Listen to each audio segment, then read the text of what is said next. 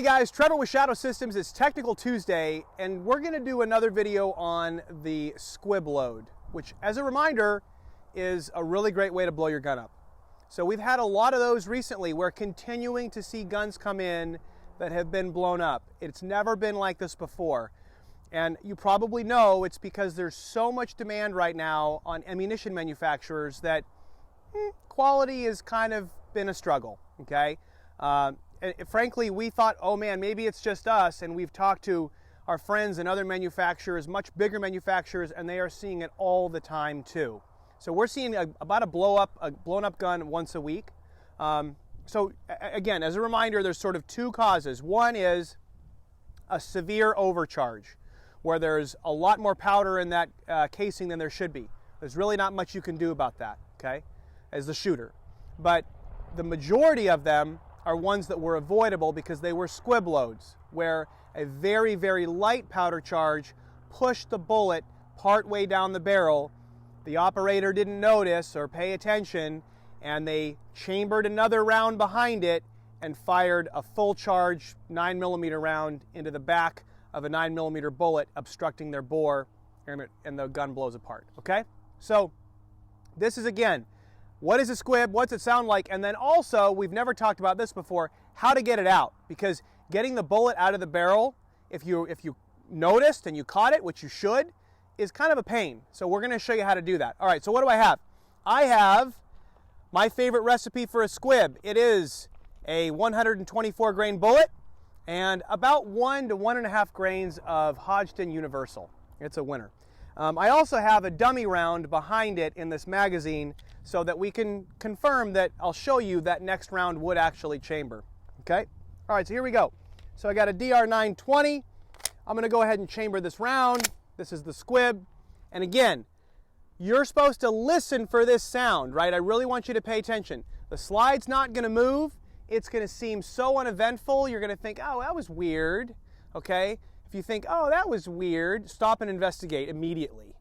Here's what it sounds like. Ready? 1, 2, 3, squib. Little tiny puff of smoke, little tiny pop, right? Okay?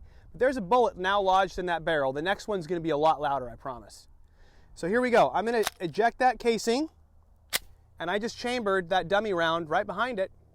So if it was a live round, it would, impact the bullet that's in the bore. Okay. So let's now show how to actually get that round out of there, because it's a little bit of a pain. And maybe before we do that, let me talk a little bit about confirming that there is a squib. The best way, gun unloaded, is to stick something down the barrel, a pencil, whatever. Don't look down the barrel, okay? Put something down the barrel so that you confirm there's an obstruction. If you're in the heat of battle, you can also either shine a light at the muzzle, or you can point the barrel up at the sky, and you'll want to do this with the gun, unobstructed to see, but if the gun is pointed up at the sky, you should see a little tiny bit of light in the chamber, right? If it's dark, that's because light can't pass down the bore and it's obstructed, but that's not the most reliable method. You probably want to grab a pencil or whatever. Okay, so let's go ahead and get it out of the barrel now.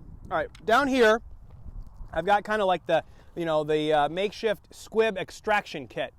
So you do need a really firm surface, but preferably one that's going to deform a little bit with the barrel. So, you wouldn't want to drive it out on an anvil or something. You're going to ruin your barrel.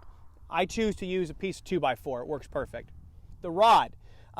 Best squib rod, in my opinion, is you go over to Home Depot or whatever and you buy a piece of 1/4-inch rod, and you round the end of it. You want to have a rounded end. You don't want sharp corners because those can kind of dig into the barrel, right? I usually put a piece of tape around it too to kind of help keep it centered as it goes. And then you want a big ass hammer. You'll be surprised how hard you have to hit this thing to get it out. So, the bigger the hammer, the easier the work's going to be. All right, so I'm going to go ahead and take this gun apart, and we'll pull our obstructed barrel out. And I'm going to look down the bore, and I see the back of a bullet. So it is definitely obstructed. All right, usually the first few whacks are kind of hard because you got to get it moving, and then it gets to be a real pain to get it all the way out of the end. Again, I go from chamber down. If you go from this side, you have more of a risk of damaging the muzzle crown, which is the last thing that touches the bullet, and that's what really affects accuracy more than any other part of the barrel, really. So we're going to go from this side. All right, so I'm going to put it on my piece of 2x4 and give it some wax. It's starting to move. I'm going to send it far down as it'll go. Okay, so now it's all the way at the muzzle, right? So now we got to get it that last little bit out. I've got a little low spot. I got a little hole in my board that I can drive it into, theoretically. That's why we do this stuff in one take. All right, that's most of the way out. You can then hold it and whack it to drive it all the way out. You can also actually use the recoil ring. If you just need to tap it a little tiny bit, you can put it on your slide and give it a little tap, although I wouldn't recommend that. So I'm going to just keep beating on this thing in my hand until it comes out. There it goes. Okay? All right. I seem to have lost it, otherwise I'd show you, but it was a 124 grain Montana Gold bullet, and the jacketed bullets are always the hardest ones to get out. There it is. The jacketed bullets are harder to get out than like a soft lead bullet, just because it has more friction in the bore. Okay? All right, so that's kind of the best technique. Again, this is the field expedient sort of at the range technique. You can also buy squib rods that are made of polymer, and you know, I've seen people before where they put the squib rod down there and they hit it against the table. I mean, it's kind of a lot of work, okay, but the polymer squib rods that people put in their range bags, they do work.